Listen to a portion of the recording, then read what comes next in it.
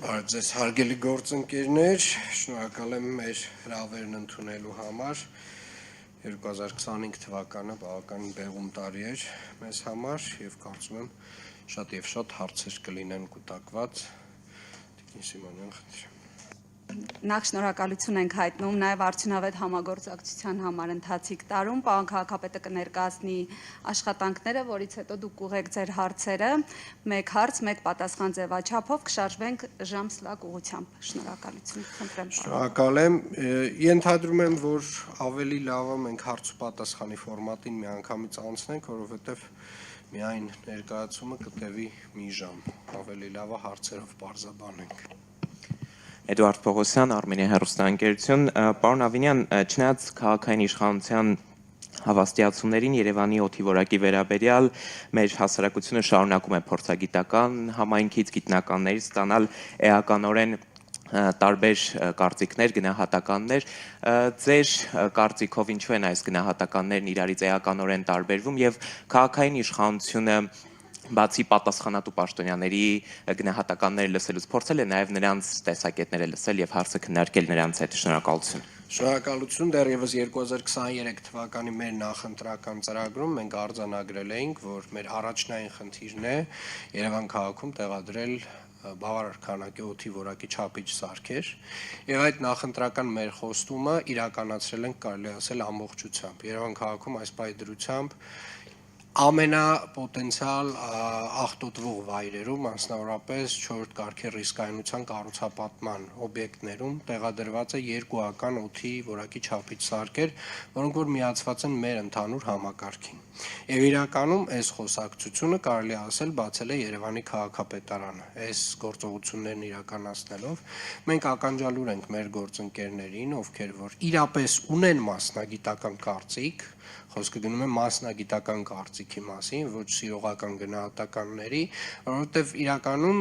եւ սա շատ կարեւոր արձանագրում է Երևան քաղաքում օդի որակի խնդիրը միայն Երևան քաղաքի մասին չի մեկ, այսինքն ամբողջ արարատյան գոքավորության մասին է, հյուսիս-հարավ ճանապարհով որ գնանք դեպի Արտաշատ, դեպի Վեդի, այսինքն այդ բոլոր տեղերում մենք կարձանագրենք նույն խնդիրները։ Եվ իրականում նաև պետք է արձանագրենք, որ հիմնական խնդիրը պայմանավորված է մեր բնակլիմայական պայմաններով, օրինակ հիմա տեսնեք օդի որակը շատ լավ մակարդակում է, որովհետև հյուսիսային ցիկլոնը ամբողջապես մաքրել է օդը, ձյունը մաքրել է օդը, եւ երկրորդ հատվածը այս խնդրի այն է, որ այս խնդիրը նոր չէ։ Այսինքն այս խնդրի մասին խոսել են դեռևս 80-ական թվականներից եւ հիմնականում նույն ժամանակաշրջանի մասին, նոյեմբերից մարտ, ասում եմ, վերջերս կարդում էի Los Angeles Times-ի 1985 թվականին գրված Երևան քաղաքում օդի որակի խնդրի մասին, որը կրկին անգամ շեշտում էր այն խնդիրները, որի մասին խոսում ենք։ Բայց խոսքը նրա մասին չի, որ մենք առհասարակ ձեռքներս ծալած ուղղակի նստելու ենք եւ հետևենք, թե բնակլիմայական պայմանները մեզ հետ ինչ են անում։ Այս խնդիրը շատ բարդ լուծվող խնդիր է, բայց ամեն դեպքում որոշակի մեղմացումներ հնարավոր է ունենալ եւ մենք այդ ուղղությամբ ունենք քառամյա օդի որակի բարելավման ծրագիր, որը մանրամասն նկարագրում է այն բոլոր գործողությունները, որ Երևանի քաղաքապետարանը լոկալ մակարդակում իրականացնելու է, որպեսզի խնդիրը մեղմի։ Շնորհակալ եմ։ Անիա Բաղյան, ABC Media, պարոն Ավինյան, Երևանում ձյունից հետո միշտ կենտրոնական ճանապարհները հատկապես բավական մաքուր են լինում, բայց այդ երկրորդական ճանապարհները, մայթերն ու բակերը անմխիթար վիճակում են լինում։ Ինչու է այդպես եւ նախորդ դեպքերից փորձը ցույց է տալիս, որ մերկասառույցը հալեցնելու պարտավորությունը թողնվում է արևին եւ պարոն Ավինյան, Երևանում ավականու նիստերը հիմնականում լարված վիճակում են անցնում, որն է պատճառը, նաեւ հիշեցնեմ, որ պարոն Փաշինյանը ընդունել էր բարեվարկության կանոն քաղաքացիական պայմանագիր խմբակցության անդամների, նաեւ կուսակցության անդամների համար, նշել էր, որ հայհոյանքին հայհոյանքով չեն պատասխանելու եւ վատ բառապաշարով չեն խոսելու, բայց ավականում նիստերի ժամանակ պատկերը այլն է, ինչն է պատճառը։ Չեք ընդունել կանոնները, թե չեք կարողանում տիրապետել իրավիճակին եւ չթողնել, որպեսզի լարվի այն։ Շնորհակալ եմ։ Շնորհակալ եմ։ Մոտավորապես փողոցային բարքերով խոսող այն անձինք, ովքեր որ պատահմամբ հայտնվել են ավականու կազմում, պարբերաբար ուղղակի ստիպում են իրենց իսկ լեզվով հիշեցնել, թե ինչպիսին է կարգը ու կանոնը։ Ես շատ ցավում եմ, որ շատ ստիպված եմ լինում տարին մեկ անգամ նման արձագանք ունենալ, բայց միգուցե սա միակ այն լեզուն է, որ մեր գործընկերները, որոնք որ փողոցային բարքերով առաջնորդվող հասկանում են, այսինքն այս այն լեզուն է, որ իրանք ընկալում են։ Եվ ցավում եմ, որ դա այդպես է։ Ես իրականում բացարձակապես հաճույք չեմ ստանում նմանատիպ խոսույթից, դա տհաճ է եւ շատ տհաճ է, որ դու էլ ինքդ ստիպված ես այդպես արձագանքել, դա անհրաժեշտ որոշ դեպքերում անփոխարինելի, այսպես ասած, արձագանք է։ Ինչ վերաբերում է ձյան հետ կապված մաքրման աշխատանքներին, Երևան քաղաքում վերջին օրվա ընթացքում մոտ 59 տեխնիկա է գործարկվել եւ մոտավորապես 1500 տոննա աղ է օգտագործվել, հիմնական ճանապարհները բոլորը անցանել, այսինքն անանցանելի ճանապարհ որպես այդպեսին չկա եւ իրականում մենք պետք է նաեւ արձանագրենք, որ մեր հարային հատվածում, մեր բիզնես հատվածում գործընկերները նույնպես ավականու կանոններով ունեն պարտավորություն մայթերի մաքրման առումով եւ ես ուզում եմ եւս մեկ անգամ հիշեցնել մեր բոլոր գործընկերներին, բոլոր կրպակներին, խանութներին, մասնավոր գործընկերներին, ովքեր որ ունեն դիմային հատվածում հանրային տարածքներ, իրենք ունեն պարտավորություն այս աշխատանքներում մեզ աջակցելու, ոչ միայն մեզ աջակցելու, դա ուղիղ իրենց պարտականությունն է։ Բակերի հատվածում ունեն պարտականություններ, համատիրությունները, մենք իհարկե մեր առաջնային խնդիրը, Երևանի քաղաքապետարանը իր արժև դրված առաջնային խնդիրը, իր առաջնային պարտավորությունը իրականացրել է եւ իրականացնում է եւ կարծում եմ այս անգամ բավական հաջող եւ արագ է արձագանքը մեր ստացվե։ Մենք ունենք նաեւ հունվարի 1-ին նմանատիպ մոտավորապես նմանատիպ ծավալների տեղումներ եւ մենք կարծում եմ կրկին պատրաստ ենք լինելու դրան։ Շնորհակալ եմ։ Անահիտ Սվարյան, Հանրային ռադիո։ Պարոն Ավինյան, անցյալ տարի նույն այս շրջանում ձեզ փոխանցել էինք մասնագետների մտահոգություններն այն մասին, որ եթե Երևանում կառուցվող նորակառույցները բոլորը սկսեն շահագործվել, կոյուղատարերը կարող են պարզապես չդիմանալ եւ դուք ասել եք, որ ուսումնասիրություններ կանեք։ Ես ուզում եմ ճշտել, արվել են այդ ուսումնասիրությունները եւ ինչ արդյունքներ կան եւ ջրահեռացման համակարգի մասով վատթար ջրահեռացման համակարգը ամեն անգամ ապացուցվում է եւ երբ մի փոքր անձրև է գալիս, հաշվարկ կա, թե ինչու որքան ժամանակ կպահանջվի համակարգը գոնե կոլապսից հանելու համար եւ այս մասով արդյոք Veolia-ի հետ պայմանագրի վերանայում չի սպասվում։ Շնորհակալ եմ հարցի համար։ Ուզում եմ արձանագրել, որ Երևանի քաղաքապետարանը 2022 թվականից սկսած երևի թե միակ սուբյեկտն է, որ սկսել է անդրադառնալ մեծ ծավալով մեր կոյուղատար եւ անձրևատար հեղեղատար համակարգերի նորոգմանը։ Արձանագրենք, որ այս համակարգերը մեր ենթակայության տակ չեն։ Այս համակարգերը պետական գույք են, մի մասը հանձնված է ջրային կոմիտեին, մի մասը հանձնված է Veolia ջրին։ Եթե շատ իրավական տեսանկյունից նայենք, Երևանի քաղաքապետարանը այդտեղ իրավական առումով շատ մեծ անելիք չունի։ Սակայն 2022 թվականից մենք մեծ ծավալով իրականացրել ենք այդ համակարգերի արդիականացում, մոտավորապես տարեկան 15 կիլոմետր։ Այս տարի արդեն կառավարության գործընկերների հետ քննարկումների արդյունքում նաև ստացել ենք պետական ֆինանսավորում, այսինքն սրանից առաջ միայն անում էինք համայնքային ֆինանսավորմամբ։ 9 կիլոմետր իրականացրել է պետական միջոցներով, 5 կիլոմետր իրականացվել է այս տարի Veolia ջրի միջոցներով եւ 1 կիլոմետր մենք մեր հրատապ ծրագրով ենք իրականացրել, այսինքն այս տարվա ծավալը նույնպես նախորդ տարիներին համարժեք է։ Մենք մոտավորապես Երևան քաղաքում ունենք չկոյուղացված 90 կիլոմետր հատված եւ ունենք հիմնանորոգման կարիք ունեցող 72 կիլոմետր հատված եւ ամեն տարի մենք այս 15 կիլոմետրը պահպանելով մեր հիմնական խնդիրները էականորեն թեթևացնելու ենք։ Ասեմ ավելին, այս տարի մենք ավելացրել ենք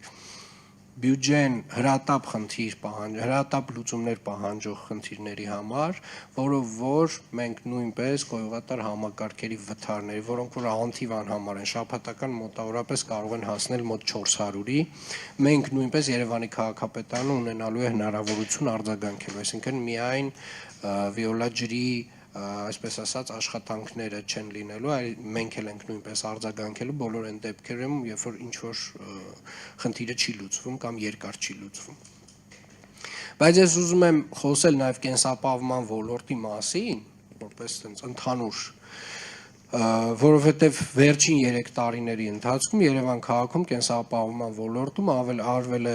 այնքան աշխատանք, ինչքան երևի վերջին 20 տարիների ընթացքում գումարային միասին իրար հետ չի արվել, եւ մասնավորապես ձեր մատնանշած մասնագետների բարձրաձայնած խնդիրը, այսինքն նորակառույցների թաղամասերում, արդյոք մենք կարող ենք վստահ լինել, որ կենսապահովման ոլորտի հետ կապված, այսինքն ջրի, լույսի, գազի հետ կապված խնդիր չենք ունենա։ 3 տարի առաջ մենք շատ մեծ մտահոգություն ունեինք այդ մասով, որովհետև կարելի էր ասել, այդ ժամանակ խնդիրը համարվում էր անլուծելի։ Հիմա 3 տարի հետո ես կարող եմ վստահորեն ասել, որ մեզ մոտ այդպիսի թաղամաս չկա, նորակառույց շենքերի թաղամաս չկա, որ կենսապահովման ոլորտի բոլոր կոմունիկացիաները հիմնական, գազատարները, ջրատարները, հոսանքը, չգիտեմ, ինտերնետը հասցված չլինեն։ Եվ իրականում դա մեծ ծավալի աշխատանք արվել է մեր գործընկերների հետ, կառուցապատողների միության հետ եւ իհարկե քաղաքապետարանի նախաձեռնությամբ եւ համակարգման։ Շնորհակալ եմ։ Armenia Today լրատվական կայք, Արաքսա Սնխչյան, պարոն Ավինյան, մեր լրատվական կայքի բազմաթիվ հարցումներից երևանցիների շրջանում մի քանի հարցեր ենք հասցեագրել, որոնք կուզենայի բարձրացնել եւ որոնց շուրջ հետաքրքիր է ձեր կարճաժամկետ եւ երկարաժամկետ տեսլականները։ Նկատի ունեմ կարճաժամկետ մոտավորապես 1 կտրվածքով ինչ եք պատկերացնում եւ 3-ից 5 տարի մոտավորապես հետո ինչ եք տեսնում տվյալ բնագավառում եւ ռազմավարությունը, եթե հնարավոր է դրա շուրջ բարձրաբանեք։ Հարցերը հետեւյալն են. օրինակ, ինչ փուլում է այս պահին Նուբարաշենի աղբավայրի այլ ենթակառուցվածքով փոխարինելու ձեր հայտարարությունը, այդ նախագիծը արդյոք սկսել եք կյանքի կոչել թե ոչ եւ 5 տարի հետո ինչ կունենանք աղբավայրի հետ կապված, ինչպիսի լուծումներ եք նախատեսում տրանսպորտի որակի, գերծանրաբեռնվածության, լիցքաթափման, հասանելիության համար, որովհետեւ մարդիկ բողոքում են այդ խնդիրներից եւ կրկին ինչ եք տեսնում 5 տարի անց։ Մեր թղթակիցները իհարկե բողոքում են Վիոլա ջրի քիչ առաջ խոսեցիք, բայց մեր թղթակցի հետ զրույցում հայտարարել էիք, որ չեք բացառում, որ Վիոլա ջուրը նույնպես հնարավոր է պետականացվի, եթե բողոքները շարունակվեն, հետաքրքիր է թե այս ուղղությամբ ինչ եք մտածում եւ հակասություն չեք տեսնում ձեր կարծիքի, ձեր տեսլականի եւ քաղաքացիների գնահատականի մեջ, արդյոք չափանիշների գնահատման վերափոխում վերանայում չեք նախատեսում։ Եվ փողոցային հարցումները, փողոցային առևտուրը նույնպես, որ այս օրերին շատ ավելի աչքի է ընկնում, նախատոնական օրերին, հետաքրքիր է թե ինչպիսի լուծումներ եք տեսնում, օրինակ հնարավոր է, որ ինչ-որ արտոնյալ պայմաններում կարողանաք տեղ հատկացնել մարդկանց այդ առևտուրը իրականացնելու համար։ Եվ Աջափնյակի մետրոյի հետ կապված, գիտեմ, որ ուզում եք խոսել, նկատի ունեմ գումարներն ուղղել եք այլ ուղղությամբ, հետաքրքիր է թե մետրոյի նախագծում փոփոխություն տեղի ունեցել է թե չէ, արդյոք կապալառու է փոխվել, արդյոք երկիր է փոխվել, որի հետ կհամագործակցեք։ Շնորհակալ եմ, իրականում տենց սկզբի խոսքս, որ չասացի, երևի տենց մի 30%-ը ձեր հարցերը փակում են, եւ ես այդ առիթը կօգտվեմ եւ կխոսեմ բոլոր հարցերից։ Նախ սկսեմ Աջափնյակի մետրոյից, որովհետեւ շատ տարատեսակ լրատվական դաշտում տեղեկատվություններ հայտնվեցին այն մասին, որ Աջափնյակի մետրոյի ծրագիրը, չգիտեմ, խափանվել է, փոխվել է, նմանատիպ բան չկա։ Նախ ուզում եմ վստահեցնել, որ Աջափնյակի մետրոյի կայարանի նախագիծը բոլոր փորձաքննությունները անցած պատրաստ է։ Եվ մասնավորապես այդ փորձաքննություններից մեկը, պարզ փորձաքննությունը, մեկից ավել տարի է տևել։ Այսինքն ինքը բավական բարդ process է եղել եւ շատ երկար մեկնաբանություններով վերադարձվել է նախագծողին, նախագծողը ինչ որ բաներ արձագանքել է, այդ process-ը տևել է 1 տարուց ավել։ Եվ Աջափնյակի մետրոյի կայարանը հաջորդ տարի, այս մետրոյի կայարանի այդ նախագծի հիմքով պատրաստվելու է կառավարության հատուկ որոշում, որով որ մենք իրականացնելու ենք նախագծի ֆիդիկ կառավարման մոդել, որը որ, այսպես ասած, այս տեսակ մեծ նախագծի համար երևի թե ամենահարմար տարբերակն է, մենք ներգրավելու ենք տեղ հսկող, ինժեներական տեղ հսկող, ով ունի նմանատիպ փորձ այս տեսակ ծրագրեր կառավարելու, եւ որպեսզի կրկին արձանագրենք մետրոյի կայարանը Աջափնյակի, մենք մեր օրենսդրությունը նույնիսկ այս տեսակ նախագծի հետ նախկինում առնչություն չի ունեցել, այս որակի, այս բարդության, եւ հիմնականում ժամանակային հետաձգումները դրա հետ են կապված եւ կարծում եմ ավելի լավ է մենք մի փոքր ժամանակ, ավել ժամանակ ծախսենք այս նախագծային փուլերի վրա, գրագետ տեղհսկողություն ունենալու վրա, որպեսզի հետագայում արդեն շինարարության ընթացքում կարողանանք կառավարումը ամբողջապես որակային տեսանկյունից եւ ժամանակային տեսանկյունից պահել վերահսկողության տակ։ Աջափնյակի մետրոյի կայարանի հետ կապված ընդհանուր մոտեցումը սա է։ Եվ հաջորդ տարի մենք ունենալու ենք հատուկ կառավարության որոշում Աջափնյակ մետրոյի կայարանի նախագծի հետ կապված։ Ինչ վերաբերում է տրանսպորտի որակին, տրանսպորտի որակի հետ կապված մենք ամեն տարի ինչ որ նոր մի ծրագիր իրականացնում ենք, մասնավորապես այս տարի իրականացրել ենք արդեն իսկ կնքել ենք պայմանագիր 45 նոր տրոլեյբուսների գնման առումով 12 մետրանոց, որոնք որ չափերով նույն մեր ման ավտոբուսների չափի են եւ նրանք մատակարարվելու են 2026 թվականին առաջին կիսամյակում եւ մտնելու են գծեր, որով որ մեր տրոլեյբուսային ցանցի ամբողջական հին շարժակազմը դուրս է գալու եւ հետեւապես մենք կարելի ասել հին շարժակազմից արդեն ավտոբուսները, միկրոավտոբուսները, չգիտեմ, պազիկները, Hyundai-ները, դրանք բոլորը, գազելները բոլորը մաքրել էինք հները։ Հիմա վերջին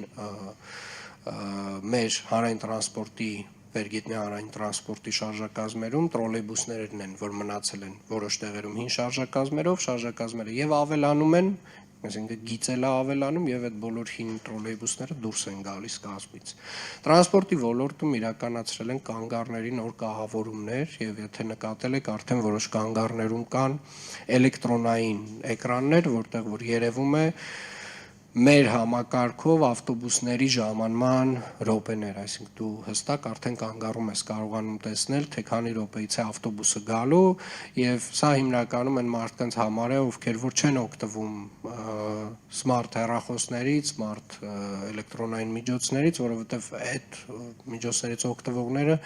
հստակ արդեն գիտեն, որ օրինակ Yandex Maps-ում այդ ամբողջ տեղեկատվությունը հասանելի է ավելի քան 1 տարի առաջ։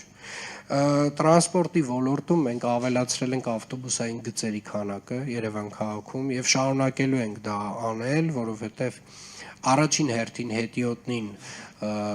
առաջնահերթություն տալ եւ երկրորդ հերթին հանրային տրանսպորտին առաջնահերթություն տալը այլընտրանք չունի։ Եվ իրականում մենք պետք է գիտակցենք, որ նաև խցանումների կառավարման տեսանկյունից մենք պետք է որոշակիորեն մեր շարժակազմերը ավելացնելով մարդատար ավտոմեքենաներից մարդկանց տեղափոխենք դեպի հանրային տրանսպորտ։ Սրա մասին է նույն Աջափնյակի կայարանի կառուցումը, սրա մասին է նոր գնվող տրոլեյբուսները 45-ը, սրա մասին է 250 18 մետրանոց ավտոբուսների գնումը, որը պետք է իրականացնենք մոտ 2 տարի հետո։ Եվ կարծում եմ, այս ոլորտում մենք միջնաժամկետում ձեր ասած 3-ից 5 տարի հետո ունենալու ենք վերջնականացված հանրային տրանսպորտի բարեփոխում, ունենալու ենք ամբողջ շարժակազմ, որը որ պլանավորված էր այս քաղաքը սպասարկելու համար եւ ունենալու ենք ընթացքի մեջ Աջափնյակի կայարանի շինարարություն։ Ինչ վերաբերում է Նուբարաշենի աղբավայրին, Նուբարաշենի աղբավայրում վերջին շրջանում կարճաժամկետը ասեմ, վերջին շրջանում մեծ ծավալի աշխատանք է արվել, կանոնակարգվել են բոլոր ավտոմեքենաների մուտքերը, որոնք որ ժամանակին, այսպես ասած, ինչ որ անկանոն ձևով տարբեր ընկերություններ, տարբեր բեռնատարներ էին մտցնում Նուբարաշենի աղբավայր եւ այնտեղ աղբ թափում։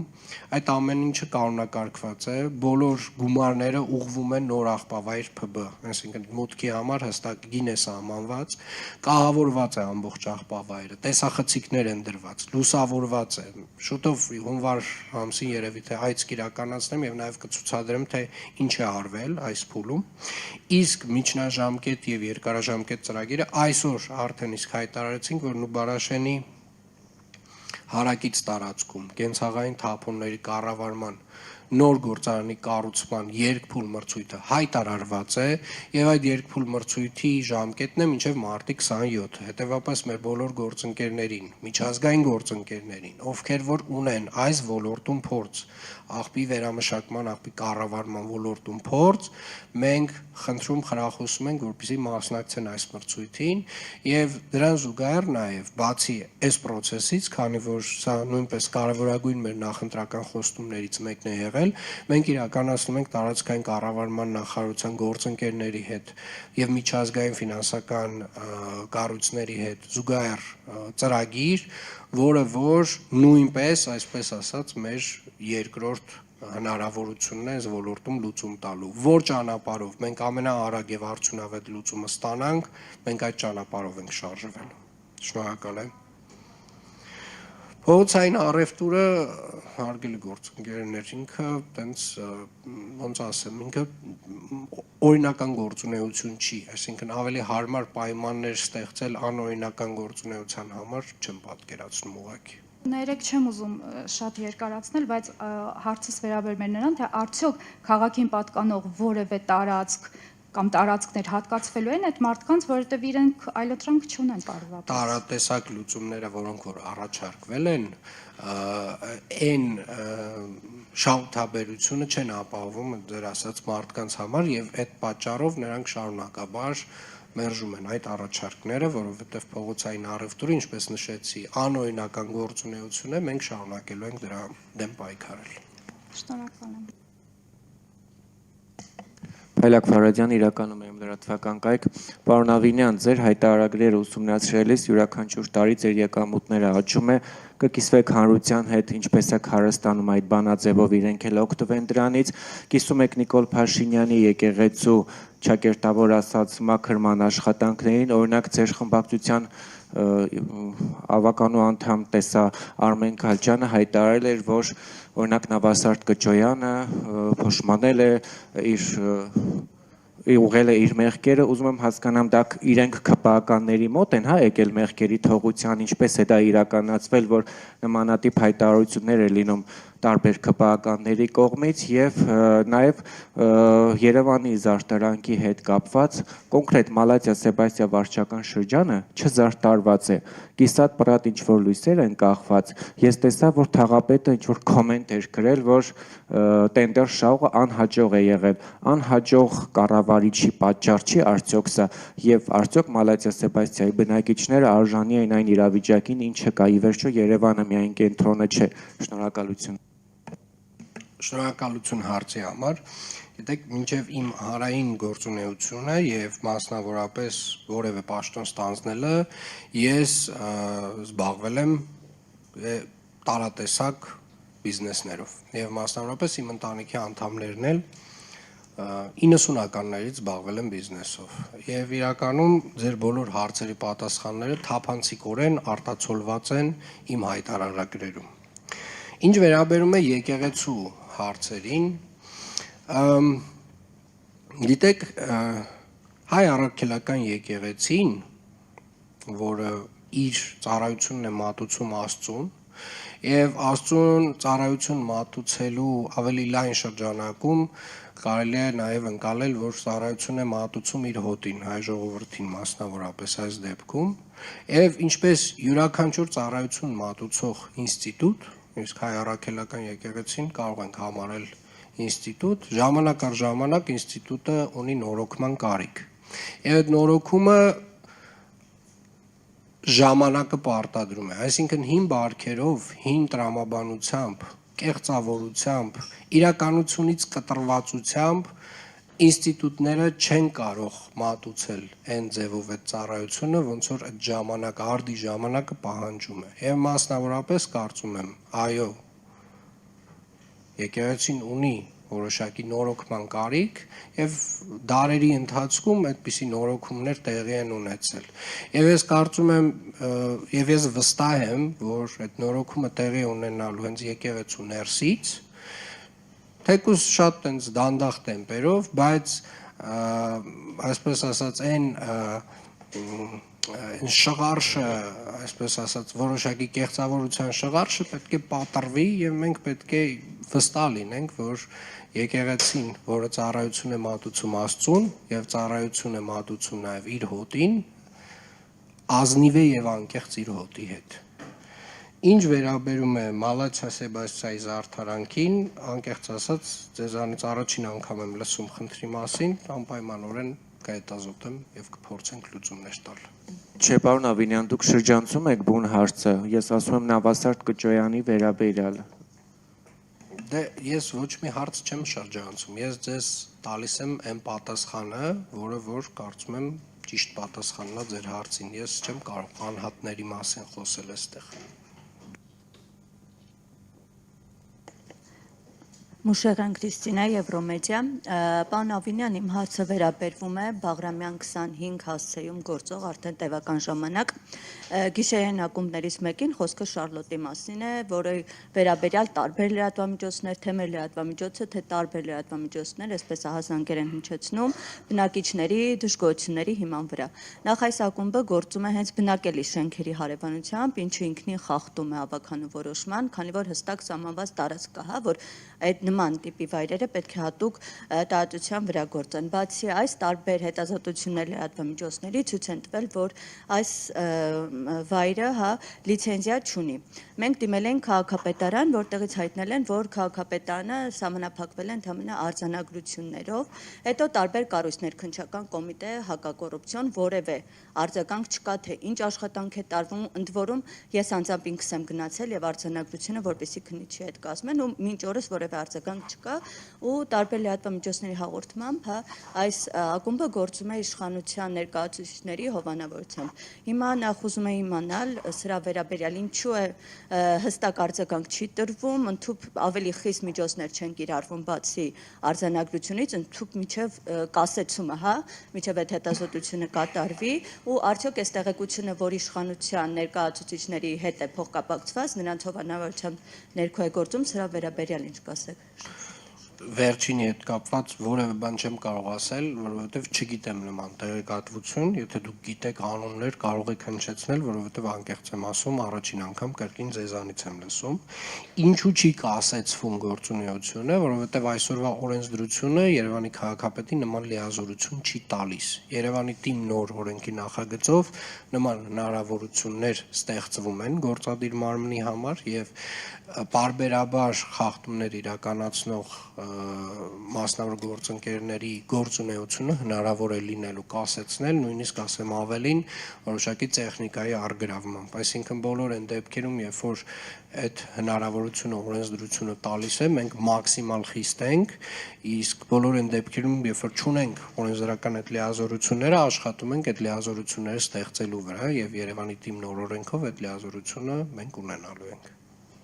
Տեղեկությունների վերաբերյալ, որ կապված է որևէ ներկայացուցիչ հետ սրա վերաբերյալ ինչ կարող եք ասել։ Դե ասում եմ, խնդրում եմ գոնե անուն տվեք, չգիտեմ ում մասին եք խոսում։ Եվ հավաքանու այս որոշման վերաբերյալ, ինչու հստակ տարածություն չի սահմանվել, որ այս ակումբը բնակելի շենքերի հենց հարևանությամբ է գործում ու բնակիչներն էլ տարբեր, այսպես ահազանգ են հնչեցնում, որ իրենց թեկուզ գիշերային ժամերի խանգարում է իրենց հանգիստը։ Սահմանվել է հավաքանու որոշմամբ այդ հեռավորությունը սահմանված է, բայց օրենսդրությունը մեզ թույլ չի տալիս կասեցնել, դրա համար մենք փոխում ենք օրենսդրությունը։ Սա է։ Փոխություն է կատարվում։ Այո։ Լուսնե Գրիգորյան, Free News հեռուստաընկերություն, տարին արդեն ավարտվում է, պարոն Ավինյան, կխնդրեի ներկայացնել ձեր թիմի տարվա ամենամեծ ձեռքբերումը որն է եղել եւ ամենամեծ բացթողումը որն է եղել։ Նաեւ առաջիկա 5 տարվա ընթացքում Երևանի զարգացումը ինչպես եք պատկերացնում։ Շնորհակալություն։ Շնորհակալ եմ, իրականում տենց էլի ոլորտային շատ կարող եմ տարբեր ուղղություններով կարևոր մեծ արձանագրումներ անել, օրինակ քաղաքաշինության ոլորտում կարող եմ ասել, որ բազմաչարչար կասկադի նախագծի մեկնարկն է տրվել եւ իրականում Երևան քաղաքում այս խնդիրը մի քանի տասնամյակ է որ կա, կենտրոնական հատվածում կասկադի կառուցվելու է մի ենթակառուցվածք, որը ծառայելու է քաղաքին, մենք ունենալու ենք 1000-ից ավել տեղանոց համերգասրահ, ունենալու ենք ժամանակակից արվեստի թանգարան, ունենալու ենք տարբեր հանրային տարածքներ, տարբեր ռեստորաններ, տարբեր հատվածներ, որոնք որ պատկանելու են Երևանի քաղաքապետարանին։ Այսինքն կենտրոնական հատվածը պատկանելու է քաղաքին եւ կարծում եմ սա շատ կարեւոր եւ մեծ ձեռքբերում է։ Մեծ ձեռքբերումներից ունենք առելի ծավալի իրականացրած կանաչապատման աշխատանքներ Երևան քաղաքում եւ այս տարի նույնպես մենք էական ծավալներով ավելացրել ենք Երևան քաղաքի կանաչապատ տարածքները, մասնավորապես մեր մեկ շնչին ընկնող կանաչապատ տարածքները 8 քառակուսի մետրից վերջին 3 տարիների ընթացքում ավելացել են եւ դարել է 8.5 քառակուսի մետր, որը որ արդեն իսկ կարելի ասել մոտ է առողջապահական համաշխարհային կազմակերպության ստանդարտներին, մենք հաջորդ տարի հատելու ենք 9 քառակուսի մետրի սահմանը, այս պայդրությամբ իրականացում են ու Բարաշենի հատվածում մոտավորապես 8.5 հեկտար նոր կանաչապատ տարածքներ, կանաչապատ շերտ կառուցելու եւ ստեղծելու հիմնման աշխատանքներն են ընթացքի մեջ, իրականացրել ենք նոր-նորքում եկեղեցու հատվածում մոտ 6 հեկտար տարածքում կանաչապատման աշխատանքներ, տարատեսակ տարբեր այգիներում եւ ծավալային կրկին այս տարի ռեկորդային է եղել։ Ունենք եւ կրթության ոլորտում մեծ ձեռքբերումներ, կարծում եմ մեր նախաձեռնությունը հեռախոսների սահմանափակումների վերաբերյալ դպրոցներում էական դրական ազդեցություն է ունեցել դասապրոցեսների հետ կապված, որովհետև եւ աշակերտներից, եւ ուսուցիչներից, եւ ծնողներից դրական արձագանքներ ենք ստանում եւ կարծում եմ մենք որոշակի չափումներ կկարողանանք իրականացնել հետագայում եւ վստահ եմ, որ դրանք այդ չափումները դրականն են լինելու։ Ունենք տրանսպորտի ոլորտում արդյունքներ, ինչպես ասացի, նոր պայմանագիր ունենք 45 նոր տրոլեյբուս գնելու հետ կապված, կանգառասրահներն ենք փոխում, նոր ավտոբուսային գծեր ենք ավելացնում։ Այս տարի իրականացրել ենք Իսակը-Վարշակունյաց ճանապարհահատվածի ամբողջ բոլոր հողատարածքների օտարման գործընթացը, այսինքն մենք հաջորդ տարի սկսում ենք Իսակը-Վարշակունյաց ճանապարհահատվածի կառուցումը փաստացի, որ կարծում եմ այս նախապատրաստական տեսանկյունից այս տարի մեծ ծավալի աշխատանք ենք արել։ Կոմունալ տնտեսության ոլորտում նշեցի այն աշխատանքները, որ արել ենք, չնշեցին միայն, որ նաև այս տարի, ինչպես եւ նախորդ տարիներին 500-ից ավել վերելակներ ենք փոխարինել Երևան քաղաքում, որը որ մեր տարեկան հստակ պլանն է, որը փաստացի իրականացրել ենք, մեզ մնացել է փաստացի 3 տարվա աշխատանք եւս եւ վերելակների ծրագիրը Երևան քաղաքում ամբողջապես ավարտում ենք այս տեմպը պահպանելով։ Իրականացրել ենք 130 բակի հիմնանորոգման աշխատանքներ, ամեն տարի որակապես բարձրացնում ենք խաղահրապարակների որակը, խաղասարքերի որակը, կառուցել ենք տասնյակ ֆուտբոլի դաշտեր քաղաքում, իրականացրել ենք միջին նորոգման աշխատանքներ մեծ ծավալով, իրականացրել ենք մանկապարտեզների հիմնանորոգումներ, իրականացրել ենք 15 բակի մանկապարտեզների բակի հիմնանորոգման աշխատանքներ, այսինքն այն մանկապարտեզներում, որոնք որ հիմնանորոգվել են, եւ մեծամասամբ արդեն բակերն ենք հիմնանորոգել եւ այդպես շարունակ։ Ընդհանուր առմամբ այս տարվա ձեռքբերումները աշխատանքի տեսանկյունից շատ մեծ են։ Տոմսային համակարգն ենք ներդրել, լավ, վատ, այնց բողոքներով եւ ամեն ինչով, բայց դա շատ կարեւոր համակարգ է, շատ կարեւոր ենթակառուցվածք է, որ այս տարի փաստացի ներդրվել եւ աշխատում է։ Եվ արդեն փաստացի մենք միասնական տոմսային համակարգ ունենք տրոլեյբուսում, ավտոբուսում եւ մետրոյում։ Եվ սա շատ լավ հիմք է տալիս շատ այլ բաների համար, բայց ամենամեծ ձեռքբերումները ես ուզում եմ արձանագրել, որ թվայնացման ոլորտում են եւ շատ դեպքերում դեռևս դրանք շատ տեսանելի չեն, բայց քաղաքի կառավարման տեսանկյունից եւ արդյունավետության բարձրացման, կառավարման արդյունավետության բարձրացման տեսանկյունից դրանք ամենամեծ ձեռքբերումներն են։ GIS քարտեզները, որոնք որ տարբեր ոլորտներում արդեն օգտագործվում են, այսօր օրինակ առավոտյան մեր Երևան նախագծի տնօրենը ներկայացնում էր GIS քարտեզի մեր գլխավոր հատակագծի արդեն պատկերը եւ դա դարձնելու ենք հասանելի նաեւ բոլորի համար, երևանցիների, ենթակառուցվածքների քարտեզը, ջրի, լույսի, գազի, այսինքն բոլոր այդ խողովակաշարերը, որոնք որ ունենք on-line հասանելի ենք դարձնելու մինչև հունվարի 20-ը մարդկանց համար, մեր գրունտային հողերի եւ այդպես շարունակ, այսինքն ոլորտային առումով այտենց GIS-ում շատ մեծ ձեռքբերումներ ունենք, ես մի օրինակ էլ կբերեմ, որ շատ հետաքրքիր օրինակ է, որպեսզի հասկանամ, ես 2022 թվականին հիշում եմ քաղաքապետարանը, երբ մենք ունեինք տենց մոտավորապես տենց ակերի վրա տենց հատուկ բաներ, որոնցով թղթեր էին տեղափոխվում մեծ ծավալի այս շենքով եւ հիմա օրինակ մենք ունենք մի համակարգ, որը որ մեր ավտոբուսների տեսախցիկներին է միացված եւ արհեստական բանականությամբ այն փողոցներով, որով որ այդ ավտոբուսը անցնում է, արձանագրում է փոսերի քանակը եւ չափը, կոնկրետ կետային եւ արտացոլում է քարտեզի վրա։ Այսինքն ուզում եմ ասել, թվայնացման ոլորտում մենք շատ մեծ առաջընթաց ունենք եւ այս առումով կարծում եմ դեռևս մյուս տարի արդեն շատ բաներ ավելի ու ավելի կհանրայնացվեն եւ մարդիկ Երևանի քաղաքապետարանի ծառայություններից օգտվելու համար, նույնիսկ այսօր կարող են միայն թվային օգտվել։ Yes.Yerevan.am կայքով չկա մի ծառայություն, որ Երևանի քաղաքապետարանը չի մատուցում թվային կերպով։ Մյուս տարի հուսով եմ արդեն հավելվածը կունենանք, ակտիվ քաղաքացի հարթակ ունենք եւ այդպես շարունակ։ Որոնք են եղել ավելի բարդ գնացող ծրագրերը, իհարկե Խոսեցինք Աջափնյակի կայարանից, որ ինքը իր էությամբ բարդ նախագիծ է, բայց շատ կարևոր արձանագրում ունենք, որ այսօր ունենք արդեն փաստացի փորձաքննություններ անցած նախագիծը եւ իհարկե բարդ էր նաեւ գնում Վարդաշենի մեր վթարային շենքերի բնակիչների բնակարանային լուծումների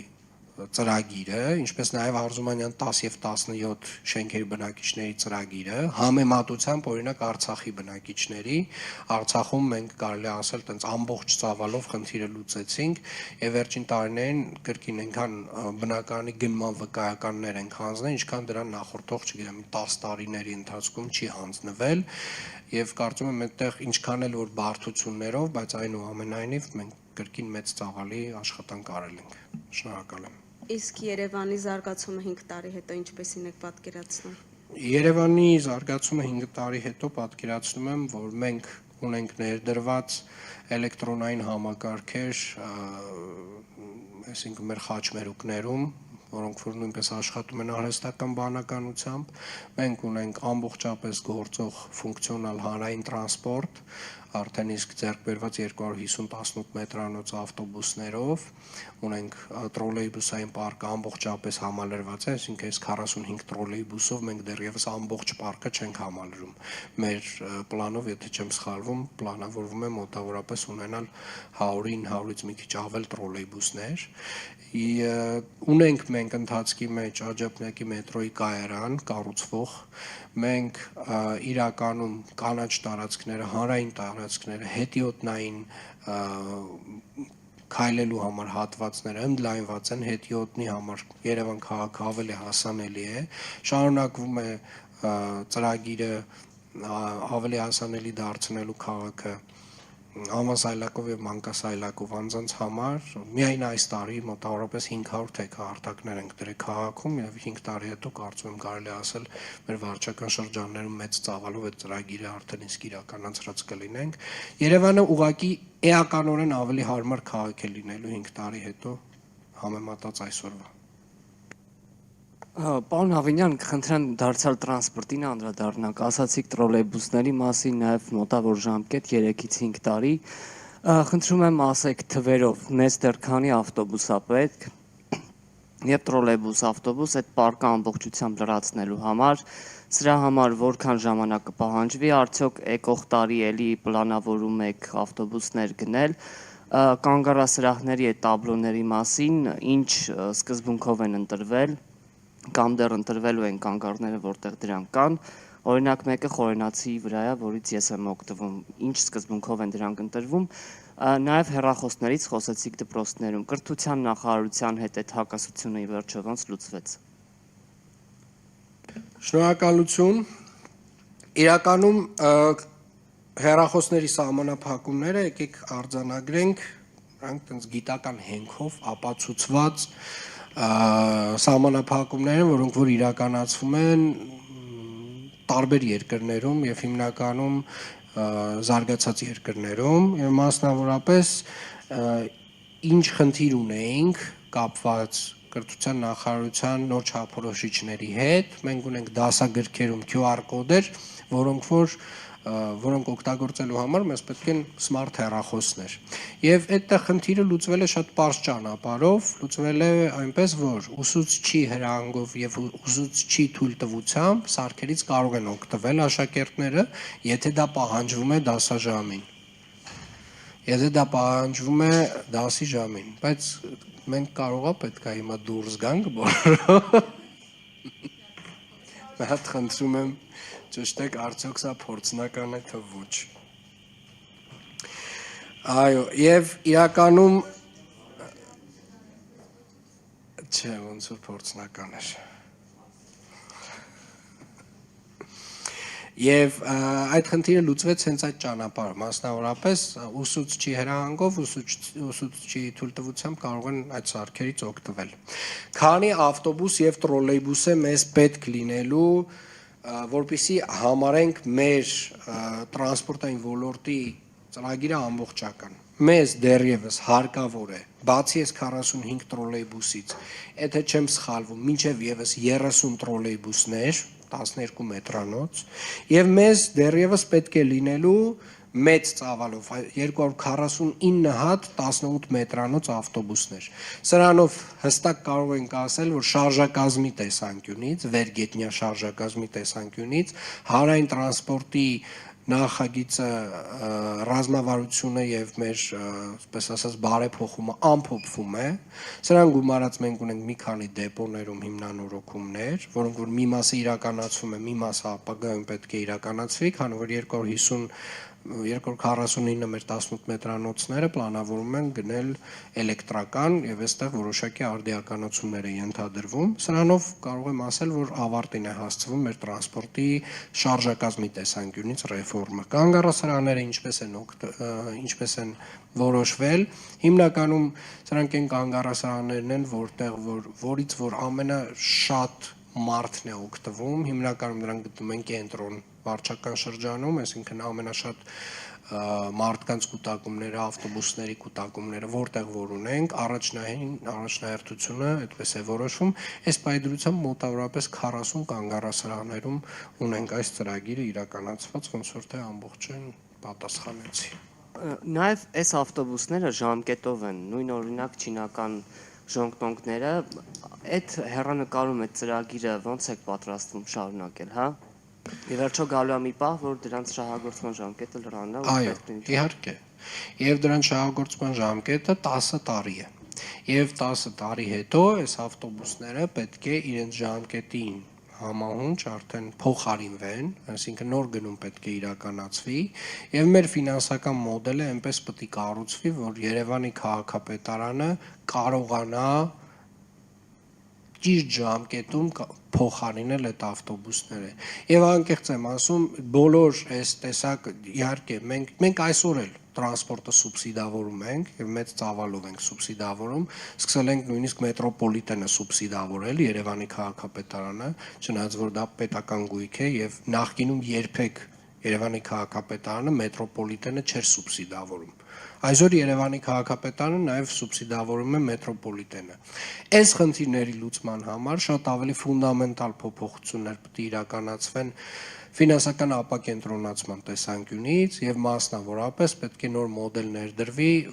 որտեղ որ եւ Երևանը եւ մեր բոլոր մնացած համայնքները պետք է ստանան հարկերից մաս հանումներ։ Եվ այդ հարկերից մաս հանումները, այսինքն տեղական հավաքագրվող հարկերից մաս հանումների հաշվին ոչ միայն Երևանը, այլ նաև Հայաստանի Հանրապետության բոլոր մնացած համայնքները էականորեն ավելի մեծ հնարավորություն կունենան զարգացման։ Կենտրոն հեռուստաընկերություն Իզաբելլա Հովհաննիսյան,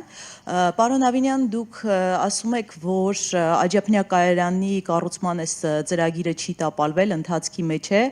սակայն ձեր խոսքից երևաց, որ առաջիկա 5 տարում եւս մենք չենք տեսնի շինարարություն, այսինքն ձեր թիմի այս խոստումը օդում է մնում եւ առաջիկա 5 տարում էլ կայարանը չի կառուցվի, արդյոք այդպես է թե չէ, եթե այդպես չէ, հստակ ժամկետներ կան, թե շինարարությունը երբ կսկսվի եւ մի առիթով դուք ասել եք, որ ձեր նյարդերը բետոնից են, սակայն մենք տեսնում ենք, որ ավականու նիստերի ժամանակ հունից դուրս է գալիս, ձեր նյարդերը հիմա բետոնից են, թե բետոնից չեն։ Ես բացարձակապես հունից դուրս չեմ գալիս։ Ես նշեցի, որ ավականու նիստերի ժամանակ որոշ անձանց, այսպես ասած, հասկանալի լեզվով պարբերաբար ստիպված եմ, ցավոք եմ սա արձանագրում, ցավով եմ սա արձանագրում, ստիպված եմ լինում իրենց մատչելի բառամթերքով արձագանքել, որպեսզի իրանց համար հասկանալի լինի, որովհետև շատ դեպքերում, գիտեք, այդ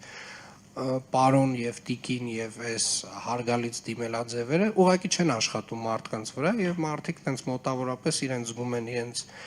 բակում եւ իրենց տենց ընկերների հետ շփվելիս եւ մոռանում են, որ Երևանի ավականու անդամ են իրենք եւ դա որոշակի ենթադրում եմ որոշակի կանոնների պահպանում։ Ինչ վերաբերում է ձեր տպավորությանը, որ ես ասել եմ, որ 5 տարիների ընթացքում Աջափնյակի կայարանը չի կառուցվելու, ձեր տպավորությունը սխալ է, որովհետև երևի թե դուք ուշադիր չեք լսել ինչ եմ ես ասել։ Ես ասել եմ, որ մենք ունենք փաստացի արդեն իսկ բոլոր փորձակնությունները անցած նախագիծ, այդ նախագծի հիման վրա մենք ունենալու ենք կառավարության հատուկ որոշում, որը որ ֆիդիկ տրամաբանությամբ Աջափնյակի կայարանի կառուցման մասին է եւ առաջին հերթին մենք հայտարարելու ենք մրցույթ տեղ հսկողի ինժեներական մասով, որպեսզի վստահ լինենք, որ կառուցման գործընթացի վերաբերյալ ունենք վերահսկողություն, որովհետեւ մասնագիտական լայն փորձ կայարաններ կառուցելու մետրոյի Հայաստանի Հանրապետությունում չկա, այսինքն մեզ պետք է այդտեղ միջազգային տեղ հսկող։ Եվ հաջորդ իսկ տարի ամենայն հավանականությամբ հայտարարվելու է կառուցման մրցույթ, ես ասացի, որ մոտավորապես 3-4 տարի հետո դեռևս Աջափնյակի կայարանը կառուցման ընթացքում է լինելու։ Ես չեմ ասել, որ չի կառուցվել, ես ուղղակի վստահորեն չեմ ուզում ասել, որ այդ ժամանակ կառուցված է լինելու։ Կառուցման կարող է ընթացքի մեջ լինի, բայց հաջորդ տարի արդեն բուն կառուցման աշխատանքները կազմակերպելու համար համապատասխան միջոցները ձեռնարկվում են։ Գևորգ Թոսնյան, Civilnet, կներեք, քանի որ ռեկլամենտ արդեն խախտվել է, մեկ հարց պատասխան, ես ձեր թույլտվությամբ իմ գործընկերներից ներողություն խնդրելով 2 հարց տամ։ Առաջինը պարոն Ավինյան, մայրաքաղաքում այգիների տարածքների վարձակալության գոյացած պարտքի խնդիրն է, մեր ուսումնասիրություններով ըստ Civilnet-ի եւ քաղաքապետարան ստացված պարզաբանման մոտ 1 միլիարդ դրամի պարտք է, 755 միլիոն դրամ ապարք, 245 միլիոն դրամ տույժեր, ինչու այս պարտքը կուտակվել եւ ինչ է անում քաղաքապետարանը վերադարձնելու, օրինակ այս կտորի մեջ կա նաեւ Multi-OL-ը Գագիկ Ծառուկյանի, որը 30 միլիոն դրամ ձեզ պարտք է, օգոստոսին մենք հարցում ենք արել ու ոչ մի գումար չի վերադարձվել։ Սա առաջինը։ Երկրորդը Երևանում ավելանում են աղբավայրերը, ապօրինի աղբավայրերը։ Վերջերս մենք վերածնունդ բնակելի թաղամասի բնակիչներից ստացանք ահազանգ, որ 2 ամսվա ընթացքում իրենց դիմացի հատվածում նոր աղբավայր է կուտակվել։ Մեկ այլ աղբավայր ձեր, այսինքն քաղաքապետարանի եւ քննչական կոմիտեի ձեռամբ եղավ 2022-ին, երբ Սուրմալուի պայթյունը եղավ, աղբը տարան Նուբարաշեն, ընդ որում որ գնաք Նուբարաշեն այցի մի հատ գերեզմանի դիմացի հատվածը կանգնեք, այց կատարեք, այնտեղ ապօրինի շին աղբավայր է ստեղծվել, Տարանն ու Բարաշեն ասեցին կտանենք, երբ որ քննչական գործողությունները ավարտվի, քննչական գործողությունները վերջացավ, բայց այդ աղբը մնացել է այդտեղ ու ընդլայնվում է։ Ընդհանուր մոտ 6 ապօրինի աղբավայր կա, որոնք ընդլայնվում են։ Ինչ է արվում այս ուղղությամբ։ Շնորհակալություն։ Շնորհակալություն։ Երևանի քաղաքապետարանը տարբեր տարածքների վարձակալության համար 2025 թվականին հավաքագրել է մոտավորապես 1.1 միլիարդ դրամ, որից մոտավորապես 500 միլիոն դրամը այգիներից։ Ինչով է պայմանավորված ձեր բարձրաձայնած խնդիրը, հիմնականում պայմանավորված է նրանով, որ Երևանի քաղաքապետարանը, առաջին հերթին Երևանի քաղաքապետարանը որդեգրել է մի մոտեցում, որ այգիները նախկին տրամաբանությամբ կներեք այս արտահայտության համար, բայց այդպես վետերոկի մակարդակով վարձակալները չեն կարող պահել։ Եվ այդ վետերոկի տրամաբանությունից բոլոր այն մասնավոր գործընկերներ, ովքեր որ պատրաստ են դուրս գալ, մասնավորապես իրականացնել ներդրումներ համապատասխան այգիներում, մենք վերանայում ենք ավականու որոշմամբ սահմանված կարգով գինը։ Այսինքն բոլոր տեղերը, որտեղ որ մենք ունենք ներդրող մարդը, որ հասկանում է, որ այս էլ հին սրճարանը չի, ինչպես օրինակի համար մենք իրականացրեցինք Մերգելյանի այգում։ Այն հին այդ սրճարանները, չգիտեմ, տարատեսակ հին կարուսելները վերացվեցին, այգին տենց վերադարձավ նորմալ տրամաբանական ինչ-որ մի բանի, եւ դա արվեց մասնավորի կողմից։ Այսինքն եղավ ներդրում եւ համապատասխանաբար այդտեղ նաեւ վարձավճարը համապատասխանաբար նվազեցվեց։ Եվ օրինակ ունենք այլ դեպքեր, երբ որ օրինակի համար կոնսերվատորիայի այգին երևի մի 4 անգամ վարձակալը տարատեսակ նախագծեր են ներկայացրել, որը մոտավորապես էլի նույն նախագծի մասին է, եւ այդ նախագիծը մերժվել է եւ մեր եւ կրթության գիտության նախարարության կողմից, որովհետեւ մոտավորապես այնպես մեծ ծավալի կառուցապատում էր պլանավորում իրականացնել, եւ մենք դատական կարգով վիճարկել ենք այդ պայմանագիրը եւ հաղթել ենք։ Եվ վերադարձրել ենք այդ այգին քաղաքապետարանին։ Այգին հիմա կարելի է ասել քաղաքապետարանի վերահսկողության ներքո է, բայց մեծ հավանականությամբ մենք ինչ որ մրցութային կարգով կառաջարկենք ներդրումային որևէ հետաքրքրություն ունեցող մասնավորի առաջարկներ ներկայացնել, բաց մրցույթ կիրականացնենք եւ մոտավորապես ինչ որ այնպես Մերգելանում արեցինք, այդ նույն տրամաբանությամբ կիրականացնենք ինչ որ մի բան այստեղ, որովհետեւ իրականում ներդրման կարիք ունի։ Եվ այս այն հատվածներն են, որտեղ որ մասնավոր համայնք համագործակցությունը հնարավոր է, որովհետև այդ հատվածում վստահորեն օրինակ կարիք կա ինչ-որ մի սրճարանի կամ փոքրիկ տենց սննդի կետի, որովհետև այդտեղ կոնսերվատորիան է, այդտեղ շատ մեծ քանակի մարդ կա եւ այդտեղ նաեւ պահպանման հարց կա այգու, որը մենք միայն պահպանում իհարկե Երևանի քաղաքապետարանը կարող է իրականացնել, բայց կարծում եմ միայն այգի ունենալ այդտեղ բավարար չի։ Եվ բոլոր այն դեպքերում, որտեղ որ մեր գործընկերները հրաժարվում են կամ ինչ որ տենց պատրվակներով մտածում են, որ մի քիչ ժամանակ ձգենք, տեսնենք ինչ ա լինելու, մի բան ա լինելու, իրենք գնալու են սննկացման, այսինքն մենք ուղարկելու են գործը սննկացման դատարան եւ արդեն համապատասխանաբար այդ ընկերությունները շատ ավելի մեծ խնդիրների են բախվելու, եթե կամ մեր պարտքերը չփակեն, կամ չառաջարկեն ներդրումային ծրագիր իրենց կողմից վարձակալվող տարածք։ Ներեցեք մի ճշտում մուլտիելն է, սա 2022-ից ունի այդ պարտք, այսինքն սնանկացման գործը արդեն սկսել եք ձեր պատասխանը չստացելով։ Ես չեմ կարող վստահ ասել կոնկրետ որ դեպքով ինչ են կարել այս պայդրությամբ, բայց եթե այսպես ասած այդ կուտակիչ մեխանիզմը աշխատում է, այսինքն այդ պարտքը ավելանում է եւ ինչ որ մի փուլի, այո, շատ մեծ հավանականությամբ կապ չունի անձը եւ ընկերությունը։ Երևանի քաղաքապետարանը կդիմի սննկացման դատարան։ Աղբավայրերի հետ կապված բոլոր այն հատվածներում, որտեղ որ գոյանում են, այսպես ասած, աղբի կուտակումներ, մենք փորձում ենք մաքսիմալ արագ արձագանքել։ Մենք ունենք մի փոքրիկ խնդիր, որը պայմանավորված է կենցաղային աղբի հետ, որովհետև շատ տարերային ձևով տարբեր հատվածներում այդ կենցաղային աղբը տարբեր տեղերում կուտակվում է եւ մենք ունենք մի ընկերություն, ում կարելի ասել կարողությունը թույլ չի տալիս ամբողջ ծավալով իրականացնել այդ աշխատանքները, ինչ որ չափով իրականացվում է, բայց մեզ ոչ տեմպն է բարավարարում, ոչ որակը, բայց ամեն դեպքում այդ աշխատանքների համար ունենք մինչև 27 թվականը ընկերություն 10 տարով էր պայմանագիրը կնքվել, դեռևս 2017 թվականից։ Ինչ վերաբերում է նոր գոյացող աղբավայրերին, ձեր մատնանշած, ես մի փոքր ինքս խորանամ խնդրի էության մեջ եւ արձագանքեմ։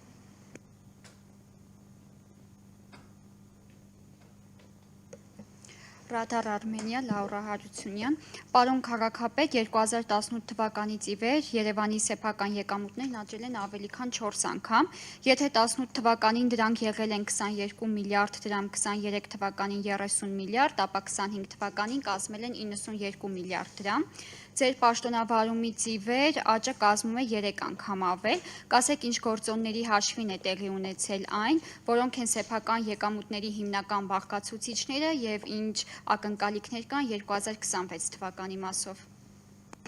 Շնորհակալ եմ հարցի համար, այո, սեփական եկամուտները քաղաքի 2018 թվականից աճել են 4 անգամ, իսկ վերջին 3 տարիներին 3 անգամ եւ հիմնական բաղկացուցիչները մի քանիսն են։ Առաջին հերթին իրականացող վարչարարությունն է եւ մասնավորապես շատ եւ շատ տնտեսվարողների ստվերից դուրս բերումը եւ մենք գրեթե այսպիսի գործընթաց ունենք ոչ միայն Երևանի քաղաքապետարանի եկամուտների մասով, այլ նաև բոլոր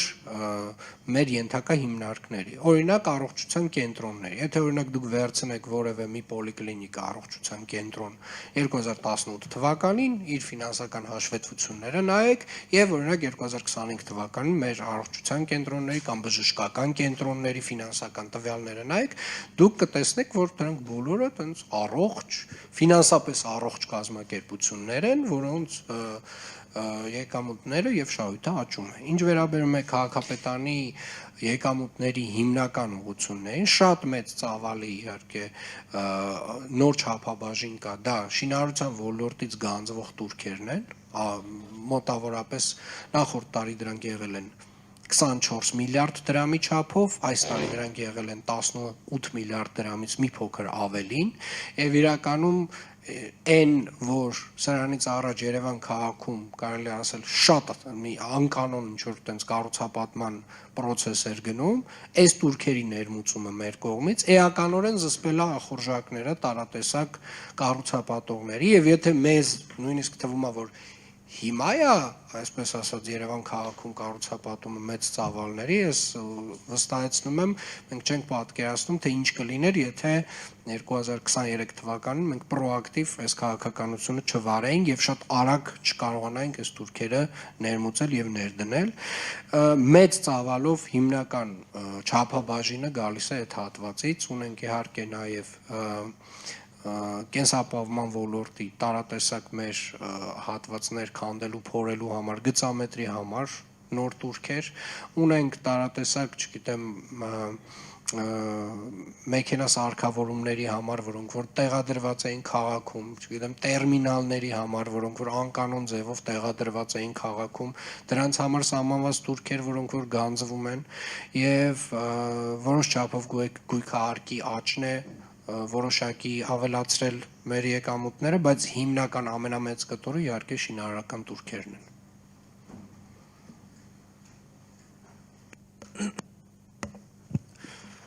Էդգար Ղուշչյան 5-րդ հալիք, պարոն Ավինյան, հիշում եք Երևանի Երևանի այս տոներին Նուբարաշենի աղբավայրը բռնկվեց ու այդ ծուխը ամբողջ մայրաքաղաքում տարածվում էր։ Դուք գնացիք Նուբարաշեն, հետո վերադարձաք ու կեսօրից հետո տեսահողերձով հայտարարեցիք, որ դա դիտավորություն էր։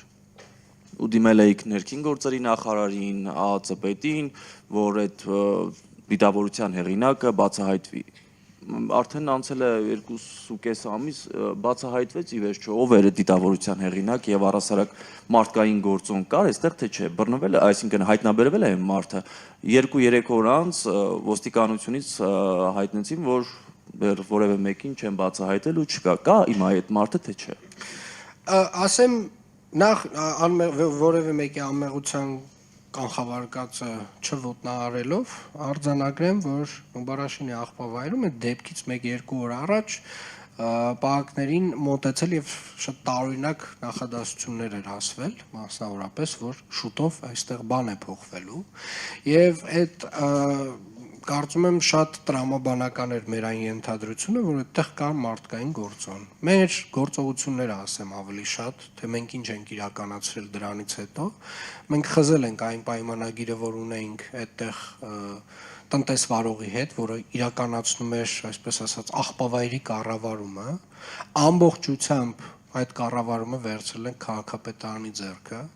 Արդեն նշեցի, որ բոլոր մտնող եւ դուրս եկող ավտոմեքենաների համար սահմանվել է հստակ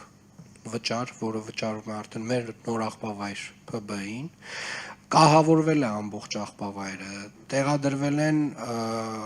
անցակետեր, տեղադրվել են տեսահասկման միջոցներ, տեսախցիկներ ամբողջ Նուբարաշենի աղբավայրով։ Հարթակը ամբողջապես հարթեցվել է եւ իրականում հիմա այսօր Նուբարաշենի աղբավայրը համեմատած մի քանի ամսվա հետ հենց հեղափոխական մասշտաբների փոփոխություններ ունենք, այսինքն եւ կառավարման տեսանկյունից եւ ընդհանուր ենթակառուցվածքի բարելավման տեսանկյունից եւ այն որոշումները, որոնք որ կայացվել են այն ժամանակ, հիմա վստահորեն կարող եմ ասել, որ ճիշտ են արվել, անկախ նրանից այրել էին աղբավայրը թե չէին այրել։ Ինչ կա ինչ որ մեկը այս գործով անցնող Ես քրեական գործով ինքս չեմ զբաղվում եւ չեմ հետաքրքրվում, ես կարծում եմ այն արդյունքը, որ արձանագրվել է այդ աղբավայրում կրակի չասեմ լավ ձևակերպումը չտամ, բայց ամեն դեպքում այդ հրդեհաշիջման աշխատանքներից հետո մեր կողմից այն ինչ որ մենք պետք է անենք, մենք ամբողջ ծավալով իրականացրել ենք եւ այդտեղ ենթակառուցվածքի առումով ամբողջը փոխվել է։ Շանթ հեռուստաընկերություն Տիգրան Հովակիմյան, պարոն Ավինյան, մոտ 1 ամիս առաջ կառավարության նիստին վարչապետը հանձնարարեց խմբեր ստեղծել, մեկը աղտոտվածության օդի որակի հետ կապված, որի մասին խոսեցիք, մյուսը խցանումների մասով։ Քաղաքապետանը կոնկրետ ինչ քայլեր է ձեռնարկել եւ դրանք երբ կլինեն տեսանելի, եւ մյուս հարցը կոնդի թաղամասի մասով 2026-ին ինչի սպասեն կոնդեցիները։ Շնորհակալ եմ։ Իրականում ավելի օդի որակի հետ կապված քննարկման շրջանակը վստահորեն պետք է ավելի լայն լինի, քան միայն քաղաքապետարանը, որովհետև անկեղծ ասած օդի որակի հետ կապված խնդիրները մի կողմ դրացել է Երևանի քաղաքապետարանը, որոշ դեպքերում Հայաստանի Հանրապետության միայն նույնիսկ մեր ընդհանուր կառավարության եւ բոլոր մարմինների լիազորությունների եւ տիրապետության տակ չի, բայց մենք միասնական ջանքերով որոշակիորեն խնդիրը կարող ենք մեղմել, որովհետեւ խնդիրները ինչու մեր տիրապետության տակ չի ամբողջ ծավալով, դեռևս այդ աստվածային, այսպես ասած, կարողությունները որևէ մեկս չունենք եւ բնակլիմայական պայմանները կամ կլիման կառավարելու ունակությունը դեռևս չունենք, ինչ որ երկրներ տենց փորձեր կատարում են, դեռևս իրենց մոտ էլ շատ լավ չի ստացվում, բայց ինչ որ ծրագրեր, որոնք որ մեր քառամյա ծրագրում կան, օդի որակի հետ կապված, վստահորեն մեղմելու են քաղաքում օդի որակի հետ կապված խնդիրները։ Խցանումների եւ օդի որակի հետ կապված առաջնային խնդիրներից մեկը իհարկե մեր հանրային տրանսպորտի շարունակական զարգացումն է։ Եվ մասնավորապես առաջին հերթին 249 18 մետրանոց ավտոբուսների ձեռքբերումը, որը որ էականորեն պետք է բեռնաթափեն քաղաքի կենտրոնը, որովհետև դրան զուգահեռ մենք պետք է դիտարկենք մարդատար ավտոմեքենաների որոշակի սահմանափակումներ, որովհետև եւ Երևան քաղաքում եւ Հայաստանի Հանրապետությունում մարդատար ավտոմեքենաների քանակը տարեցտարի ավելանում է եւ դա իհարկե լավ նշան է այն առումով, որ ֆինանսական տեսանկյունից ավելի շատ հնարավորություն ունեն մարդիկ ավտոմեքենա ձեռք բերելու, բայց որոշ դեպքերում արդեն ստացվում է, որ մի ընտանիքում դեռ մեկ ավտոմեքենայի փոխարեն կա 2, 3, 4, չգիտեմ քանի։ Եվ իրականում այդտեղ պետք է կարողանանք որոշակի տրամաբանությամբ հանրային տրանսպորտին ապահովելով առաջնահերթություն, ավելացնելով շարժակազմերը, որոշակի սահմանափակումներ մտցնենք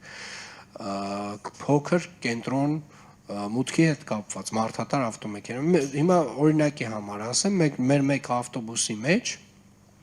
տեղավորվում է 26-ին դա նախատեսվում է։ 2026-ին դեռևս այս ավտոբուսները Երևանում չեն լինելու։ Ես դրա համար եմ ասում զուգահեռ պետք է իրականացվեն, այսինքն հենց ամբողջական մենք շարժակազմերը ունեցանք հանրային տրանսպորտի բարեփոխման տրամաբանությամբ, մենք պետք է դիտարկենք որոշակի սահմանափակումներ մարդատար ավտոմեքենաների։ Մարդատար ավտոմեքենաների տենց միջինացված քանակը մի մարդ է նստում։ Հիմնականում կամ մի մարդ է նստում կամ երկու մարդ է նստում։ Մեկ ավտոբուսի մեջ մենք մինչև այդ 18-ները չեմ ասում, այս 12 մետրանոցների մեջ մոտավորապես մինչև 100-120 մարդ կարող է տեղավորվել։ Եվ իրականում ստացվում է, որ մեկ ավտոբուսի մեջ ավտոբուսի տարողունակությունը հավասարազոր է 60-ից 80 մարդատար ավտոմեքենայի։ Այսինքն արդեն պարզ է, չէ՞, տրամաբանությունը, որ մեր 250 ավտոբուսները, որոնք որ մոտավորապես 100 ավտոմեքենայի քանակ ունեն, փոխարինում են այս 250-ը 25000 ավտոմեքենա։ 25000։ Խնդրում եմ մի հատ այս թիվը ֆիքսենք, էլի։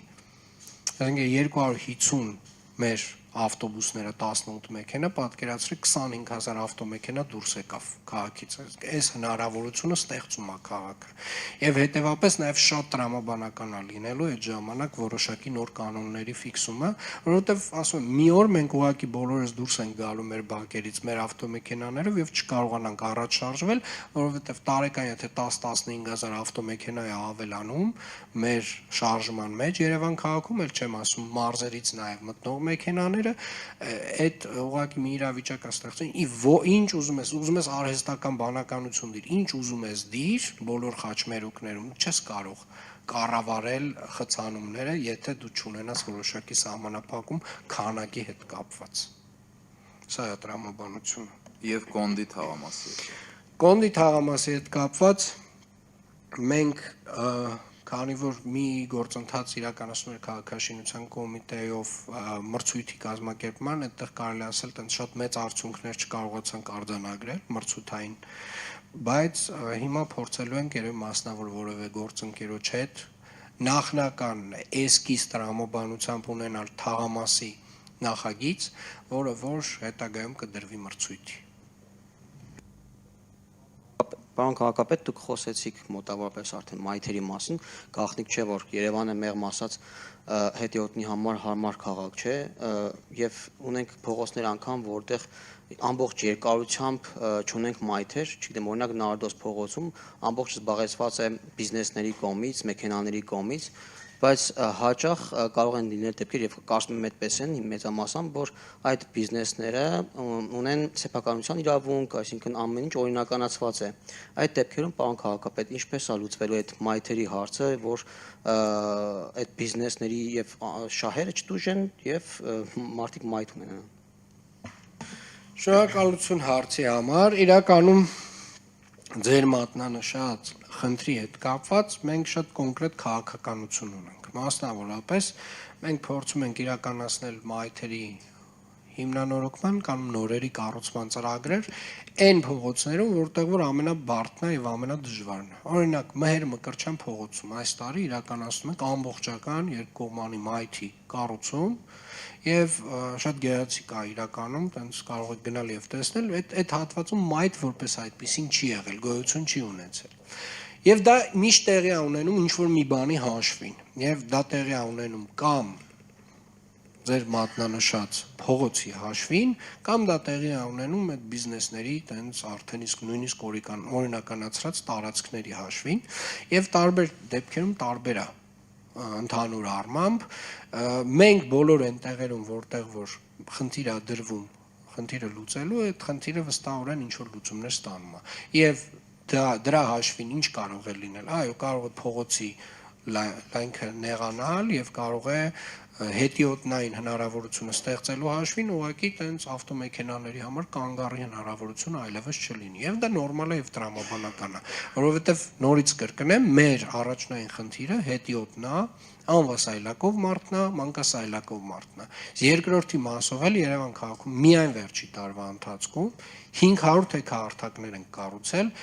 ու ասեմ ավելին, թե քարտակների կառուցումը մեկ ընդհանուր տրամաբանությամբ, այսինքն ինչ որ մի փողոցում, եթե անվասայլակով դու սկսում ես շարժվել, պետքա ինչ որ մի կետի, տրամաբանական կետի հասնես։ Այսինքն, այս էլ մեծ ծավալի աշխատանք արել ենք այս տարի։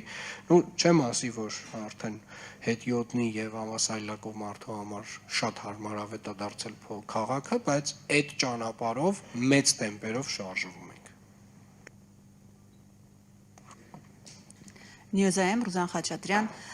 պարոն Ավինյան, նախ ուզում եմ իմանալ քաղաքացիական պայմանագրի վարչության քասթինգը կամ այսպես ասած հարցաքննությունը անցել եք, դրական կտրվել եք, թե դուք հաստատում եք ստացել։ Երկրորդը այս շրջանում գերատեսչությունները բոլոր պետական ճոխ պարգևատրումներ են կարծես իրականացնում, ազգային ժողովը, պաշտպանության նախարարությունը, քաղաքապետարանը պարգևատրումներ տվել է իր աշխատակիցներին, օրինակ ձեր անձամբ պարգևատրումը ինչքան է կազմել, ինչքան եք ինքներդ ձեզ պարգևատրել, եւ եկեղեցու հետ կապված, պարոն Ավինյան, ձեր դիտարկումները հարցեր են առաջացնում, դուք ասում եք, օրինակ ներսից այո պետք է բարենորոգել եկեղեցին, բայց մենք տեսնում ենք լրիվ հակառակը նաև, որ իշխանությունն է խառնվում եկեղեցու հարցերին եւ իշխանությունն է որոշում, թե ինչպես պետք է բարենորոգվի եկեղեցին։ Օրինակ վերջին մայրաթոռի, եթե իրավիճակին անդրադառնանք, դուք ինչ եք կարծում, դռները հարվածելը, կաթողիկոսի գերեզմանակարի վրա կանգնելը, հայոյելը, դա բարենորոգման ճանապարհ է։ Նախ անդրադառնամ ձեր երկրորդ հարցին եւ գիտեք, երբ դուք ասում եք, որ իշխանությունն է իրականացնում այդ բարենորոգումը, ես այդ վստահորեն չեմ համաձայնի, իշխանությունը բարձրաձայնում է խնդրի մասին։ Իշխանությունը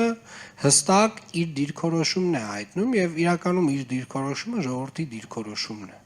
Եթե մենք այստեղ որևէ կասկած ունենք, եկեք հարցում իրականացնենք, իրական հարցում իրականացնենք,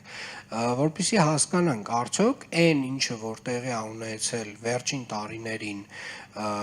մեր եկեղեցու հետ կապված, մեր եկեղեցականների հետ կապված են բացահայտումները, որոնք որ տեղի են ունեցել, այն հայտարարությունները քաղաքական,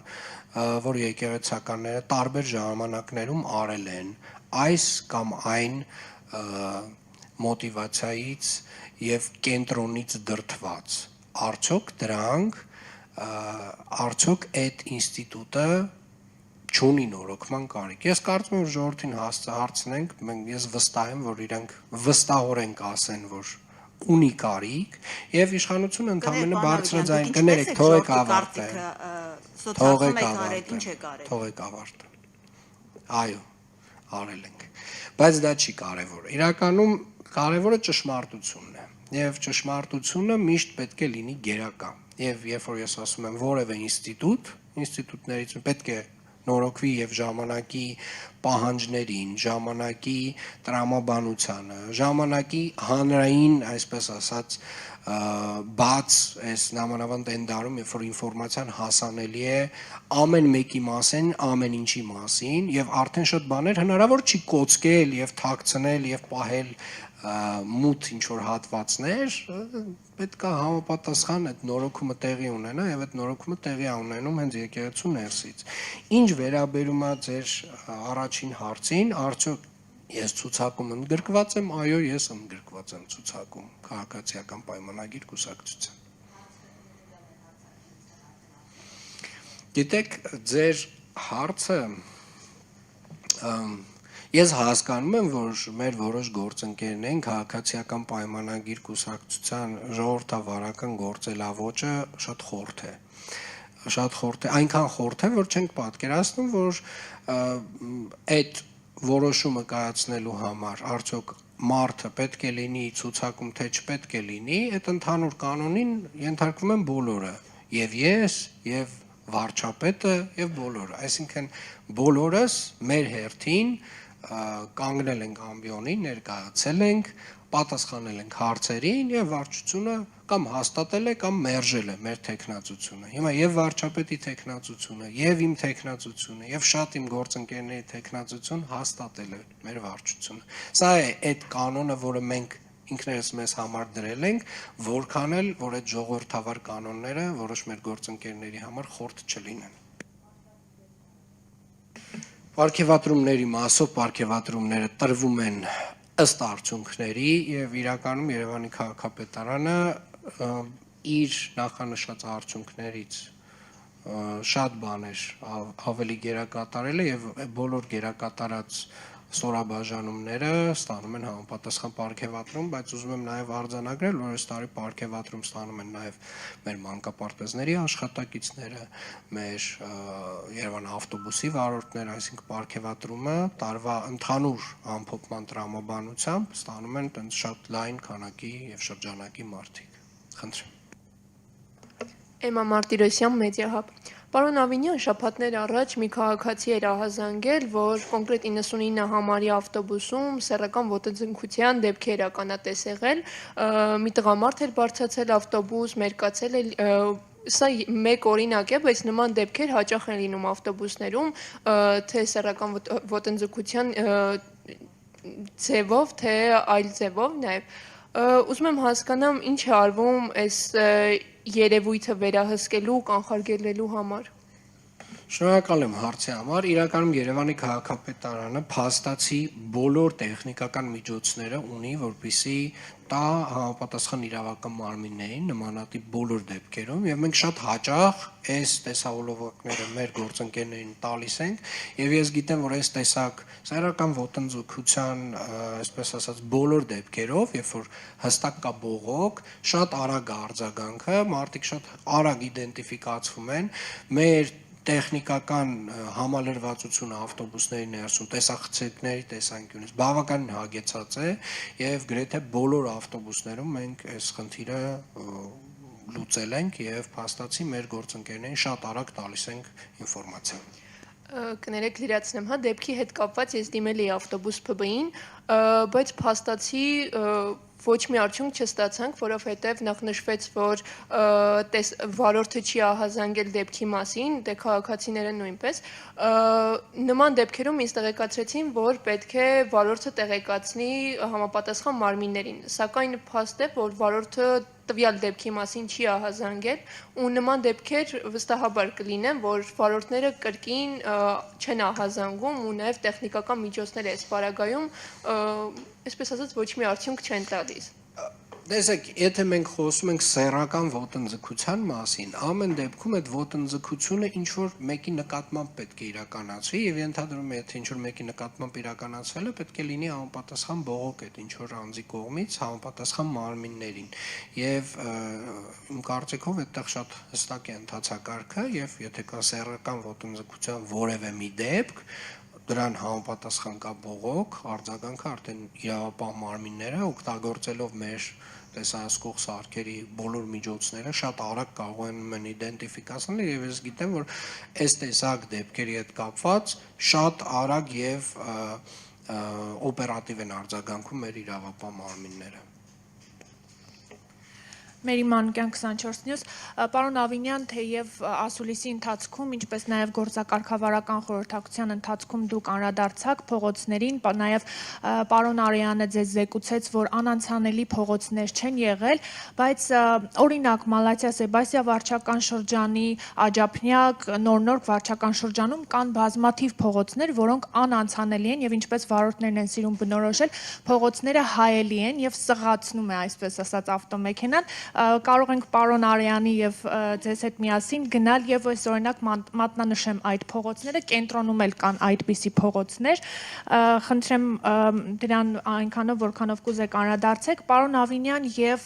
թաղապետարաններում եւ Երևանի քաղաքապետարանում կոռուպցիոն դրսևորումների կուզեմ անդրադառնաք։ Դուք գործակարգավարական խորհրդակցության ընթացքում նշեցիք, որ 2025 թվականը ձեռքբերումների տարի է, բայց կոռուպցիոն դրսևորումների առումով ոչ այդքան դրական դինամիկա կա, որովհետև ամիս չի եղել, որ մասնավորապես թաղապետարաններում չարձանագրվի կոռուպցիոն բացահայտումներ, նաև եթե ունեք վիճակագրական տվյալ, կոռուպցիոն դրսևորումները, որոնք արձանագրվել են, դրանք եղել են մինչև ձեր նկատի ունեմ Երևանի քաղաքապետարանի եւ իրավապահների համագործակցությունը այս առումով, թե դրանից հետո, որովհետև օրինակ եթե դրանք դրսևորվել են նաև համագործակցությունից հետո հետո նշանակում է պայքարը անարդյունավետ է եղել եւ պարոն Ավինյան կխնդրեմ նաեւ անդրադառնաք Հայկ Սարգսյան եւ Ալեն Սիմոնյան շարունակական հարաբերությունների լարվածությանը, քանի որ Հայկ Սարգսյանը նշել էր, որ դուք իր ընկերն եք եւ եթե դուք լինեիք, դուք կքվեարկեիք եւ ինքը այսպես ասած կանցներ համամասնական ցուցակ, արդյոք ձեր ձայնը վճռորոշ եղել եւ որ դուք քվեարկեիք Հայկ Սարգսյանը լիկվիդ չեր մնա։ Շնորհակալություն հարցերի համար։ Նախ սկսեմ կոռուպցիոն դրսևորումների հետ կապված եւ ձեր մատնանշած մեր համագործակցության, իրավապահ համակարգի մեր գործընկերների հետ համագործակցության մասով դուք ինքներդ եթե օրինակ վերցնեք եւ ստատիստիկ փորձեք նայել, օրինակ Երևանի քաղաքապետարանում նման դրսևորումներում բացահայտումներ կամ դեպքերի արձանագրումներ վերջին 3 տարիների ընթացքում ինչքան է եղել եւ դրանից առաջ ինչքան է եղել, դուք կտեսնեք, որ վերջին 3 տարիներին էականորեն աճել են այդ թվերը։ Արդյոք սա նշանակում է, որ դրանից առաջ այդ դրսևորումները չեն եղել։ Ոչ, իհարկե եղել են եւ ուզում եմ վստահորեն ասել, որ շատ ավելի մեծ մասշտաբի են եղել։ Ուղղակի երբ կա համագործակցություն իրավապահ համակարգի հետ այս առումով եւ չկա հանդուրժողականություն կոռուպցիայի նկատմամբ, մենք պարբերաբար տարբեր հատվածներում տեսնում ենք որոշակի արձանագրումներ, այսինքն այս կամ այն մարդը ձերբակալվել է, այս կամ այն մարդը կալանավորվել է եւ հուսով եմ նաև շատերը կդատապարտվեն այս տեսակ դրսևորումներ ցուցաբերած անձինք եւ իրականում սա համագործակցության արդյունք է, ոչ թե ձեր մեկնաբանություն, այսինքն սա շատ հստակ երևում է, այսինքն կարող ենք վերցնել մինչեւ 2022 թվականը բացահայտումների քանակը եւ 2022-ից մինչեւ հիմա բացահայտումների քանակը։ Ինչ վերաբերում է ձյանը, ես այսօր շեշտեցի, որ հիմնական մեր բոլոր փողոցներում աշխատել է մոտավորապես 59 տեխնիկա, 1500 տոննա աղենք ցանել եւ իրականում, այո, դեռ երկրորդային փողոցներում ունենք, բակերում ունենք խնդիրներ, ունենք որոշ տեղեր մայթերի վրա խնդիրներ եւ այս խնդիրները նաեւ որոշ դեպքերում պետք է լուծվեն մասնավոր գործընկերների կողմից, պետք է լուծվեն համատիրությունների կողմից եւ նորից հիշեցումը մեր գործընկերներին, որ դուք հարգելիներս ունեք պարտավորություններ այս մասով, այսինքն Երևանի քաղաքապետարանը միակ սուբյեկտը չի, որ այս քաղաքում պետք է ձյուն մաքրի։ Հստակ կան իրավական կարգավորումներ, որ մեր մասնավորները հիմա որևէ մայթով երբ որ անցնում եք եւ տեսնում եք խանութ, չգիտեմ, որևէ մի մասնավոր օբյեկտ բիզնես, իմացեք, որ այդ գործընկերոջ պարտավորությունն է իր դիմացի հատվածը մաքրել։ Հարգելի գործընկերներ, խնդրում եմ այս պարտավորության մասին ձեր հիշեք։ Ինչ վերաբերում է մեր ներկուսակցական տարատեսակ հարցերին, դեպք թողեք մեր ներկուսակցական հարցերը մենք մեր կուսակցության ներսում քննարկենք։ Բայց Հայկ Սարգսյանը ինքն է դա հանրայնացրել, պարոն Ավինյան։ Հիմա դուք լինեիք, ինքը արդյոք կանցներ համամասնական ցուցակ, թե ոչ։ Եվ դուք Ալեն Սիմոնյանին ձեր ընկերը համարում եք։ Ես քվեարկության արդյունքները չգիտեմ եւ հետեւյալը կասեմ, ներկուսակցական հարցերը, որոնք որ հանրայնացման ենթակա են, վարչության նիստից հետո տրվում է համապատասխան հանրայնացման նյութ։ Ինչ նյութ որ տրվում է, դա է հանրայնացման ենթակա։ Factor TV Արփի Հակոբյան,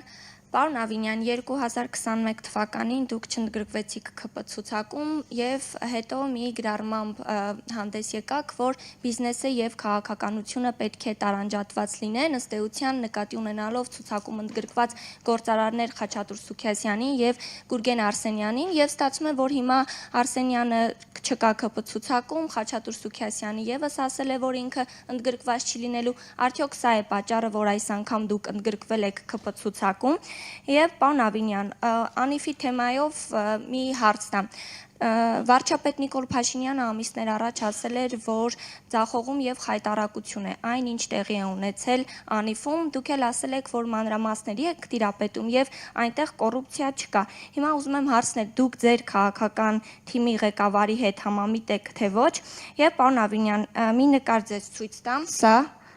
Սարյան փողոցում է արվել այս նկարը եւ ուզում եմ հարցնել, արդյոք սա այս բացվածքը օրինական է եղել թե ոչ։ Օրինակ ճարտարապետ Սարհատ Պետրոսյանը պնդում է, որ վտանգավոր նախադեպ է, քանի որ հազարավոր այդպիսի բիզնեսների սեփականատերեր կարող են դիմել եւ նույն աննել աղճատելով շենքերի ճարտարապետական տեսքը։ Բացի այդ մատնանշվում է շենքի սեյսմակայունության վրա ազդեցության խնդիրը։ Եթե թույլտվությունն օրինական է, ինչ հիմունքներով է տրվել։ Շնորհակալ եմ։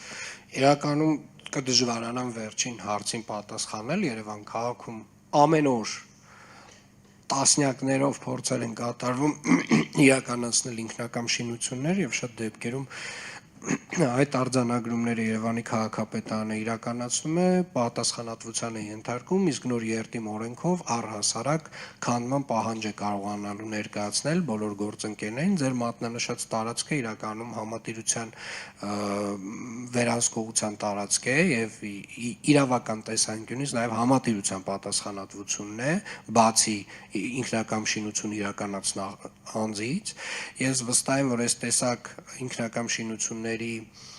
տեղատարափը, որ այս փուլում դեռևս ունենք, իհարկե մենք շատ մեծ ջանք ենք ներդրել, որպեսզի այդ ինքնակամ շինությունների հետ կապված մեր քաղաքացիների դիրքորոշումը փոխվի եւ նմանատիպ փորձեր քիչ կատարվեն եւ քաղաքում հարյուրավոր ինքնակամ շինություններ ենք քանդել, մասնավորապես օրինակ տենց տասնամյակներ այդ մանկական աշխարհի հարակից տարածքում Աբովյան փողոցի եւ դեպի հյուսիսային պողոտա այդ բոլոր կցակառույցները մի օրում ուղակի հողին ենք հավասարացրել, տարատեսակ կրպակներ, կցակառույցներ, ցանկապատված տարածքներ մաքրել եւ բացազատել ենք եւ վստահորեն կարող եմ ասել, որ Երևան քաղաքում այս ծավալի աշխատանք ինքնակամ շինությունների դեմ պայքարի տեսանկյունից վերջին մի քանի տասնամյակում չէր իրականացվել։ Ինչ վերաբերում է արդեն օրենսդրական կարգավորումներին, այն հատվածներում նույնիսկ որտեղ իրավական տեսանկյունից մենք այս պայդրությամբ քանդելու կամ խոչընդոտելու մեծ հնարավորություն չունենք, բացի արձանագրելուց եւ տուգանելուց, մենք ունենալու ենք այդ հնարավորություն երթիմ նոր փաթեթով, որով որ մենք պահանջ ենք ներկայացնելու քանդման, ինքնակամ շինության կամ ինքնակամ բացվածքի կամ որևէ մի բանի, որը իրականացվել է ինքնակամ ձևով եւ չիրականացնելու դեպքում տնտեսվարողը կամ ֆիզանձը շատ մեծ տուգանքների է ենթարկվելու, մինչեւ տենց մի քանի պարբերականությամբ մինչեւ 4 միլիոն եւ նույնիսկ դրանից ավել դրամի չափով։ Եվ իրականում մեր կարծիքով այդ լուծումներից հետո մեզ մոտ որևէ խնդիր եւ հարց չի մնա այդ առումով։ Ինչ վերաբերում է Անիֆին, գիտեք, Անիֆի մասով շատ անգամներ եմ հարցին անդրադարձել եւ ես ունեմ շատ հստակ իմ տեսակետը հարցի վերաբերյալ, այո, ձախողում կարող ենք արձանագրել եւ ինչ որ մի փուլում մենք այդ ձախողման պատճառներին պետք է անդրադառնանք եւ կարող է դուրս գա, որ ինչ որ պաշտոնյաներ Հայաստանի Հանրապետության բարձրաստիճան պաշտոնյաներ ունեն շատ մեծ մեղավորություն ձախողումների մեջ եւ ես հուսով եմ այդ օրը կգա եւ այդ պաշտոնյաները պատասխանատվության կենթարկվեն։ Ինչ վերաբերում է, ես շատ հստակ կարծում եմ դիրքորոշումը հայտնում, խնդրում եմ մի ընդհատեք։ Ինչ վերաբերում է, դուք ասացիք առաջին հարցը ինչն էր, Խաչատուր Սուքիասյանը եւ Գուրգեն Արսենյանը ցուցակում չլինեն։ Ես 2021 թվականին իմ դիրքորոշումը կարծում եմ ի նպաստ է եղել մեր թիմին, որովհետեւ ես կարծում եմ, որ մենք որոշակի վերանայումներ այնուամենայնիվ իրականացրել ենք այդ ժամանակվանից հետո եւ բիզնեսի եւ իշխանության տարանջատումը, խոշոր բիզնեսի եւ իշխանության տարանջատումը կարեւորագույն սկզբունք է պետության կայացման առումով։ Դուք այսպես ասած այդպիսի պահանջ Նիկոլ Փաշինյանի առջև դրել եք այս անգամ։ Ես կարծում եմ, ես ձեր բոլոր հարցերին պատասխանեցի։ Ուղիղ չպատասխանեցիք, պարոն Ավինյան։ Ներողություն էլի, պարոն Ավինյան, այսինքն ստացվում է դուք կենտրոնում այն ինչ որ ապօրինի ենթադրաբար կառուցվել է, դուք տեղյակ չեք ինչ է կառուցվել։ Եթե ապօրինի լինի կքանդեք։ Ապօրինի է, թե ապօրինի չէ, ես անկեղծ ասած դուք հիմա ինձ մի հատ նկար եք ցույց տալի Արփի ջան, ու ասում եք խնդրում եմ հենց հիմա ասեք էս ինչ է։ Ոնց ասեմ։ Առաջին անգամ ձեր հեռախոսից, եթե Արփի ջան, դուք պատկերացնում եք, որ Երևանի քաղաքապետը ամենատես է եւ նույնիսկ տենց ձեր մի անգամ էս նկարը ցույց տալով արդեն իդենտիֆիկացրել է հասցեն, ֆիզանձին եւ կարգավիճակը այդ կառույցի կամ բացվածքի, ուզում եմ հիասթափեցնել, դեռևս այդ կարողությունները չունեմ, բայց անպայմանորեն այս նիստից հետո կգնամ եւ կհասկանամ դա ինչ է։ Ձեզ Սարյանում հաճախ ենք տեսնում, սա էլ Սարյանում է իդեպ, պարոն Ավինյան։ Խնդրեմ։ Օրագիր Նյուզ Արփինե Նավասարդյան, պարոն Ավինյան, թույլ տվեք շարունակեմ իմ գործընկերոջ հարցը, բայց մեկ այլ այսպես տեսանկյունից, քանի որ 21-ին այո չընդգրկվեցիք ԿՊ ցուցակում, հայտարարեցիք բիզնեսի եւ քաղաքականության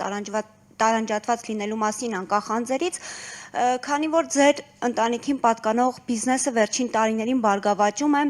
տարբեր արտոնություններ է ստանում, այդ մասին մի շարք լրագրողական հետաքննություններ էլ կան, թույլ տվեք հետաքրքրվել, դուք ձեզ ավելի շատ բիզնեսմեն եք համարում, թե քաղաքական գործիչ, շնորհակալություն։ Շնորհակալ եմ, եթե խոսքը գնում է այն արտոնությունների մասին, որոնք որ իրականությանը չեն համապատասխանում, այսինքն եթե խոսում ենք լրագրողական հետաքննությունների մասին, որոնք որ հետո դատարանում պարզվում է, որ այդքան էլ փաստական բավարար հիմք չունեն այն պնդումները անելու համար, որոնք որ անում են իրենց վերնագրերում։ Եթե այդ հետաքննությունների մասին է խոսքը, հեսա ասեմ, էլի, հեսա ասեմ։ Եթե այդ հետաքննությունների մասին է խոսքը, բարգավաճում է այս ընթացքում, թե դրանից առաջ էր բարգավաճում, ավելին այդ մեծ հարց է իրականում, որովհետև նաև իմ պաշտոնյա լինելու բերումով իմ ընտանիքը որոշակի հստակ սահմանափակումներ է ինքը իր համար պարտավորվել վերցնել, որպեսզի տարբեր ոլորտներում, որտեղ որ կա իմ ներգրավվածությունը եւ իմ ազդեցությունը, որպեսզի շահերի բախման իրավիճակ չստեղծվի։ Ես քաղաքական գործիչ եմ եւ 2017 թվականից նույնիսկ կարող եմ ասել երկրորդ կեսից ավելի շատ զբաղվում եմ քաղաքականությամբ, իսկ մնացյալ ամեն ինչը թույլ տվեք, ասենք, չգիտեմ, էլի 90-ականներից մեր ընտանիքը բիզնեսով զբաղվել է, շատ հաջող է զբաղվել այն ժամանակվանից, չենք բողոքում եւ հիմա էլ փորձում ենք հնարավորինս չմտնել այն դաշտեր, որտեղ որ իմ պաշտոնավարումը կարող է խանգարել այդ բիզնեսին։ Շնորհակալություն, պարոն Քաղաքապետ։ Շնորհակալ եմ։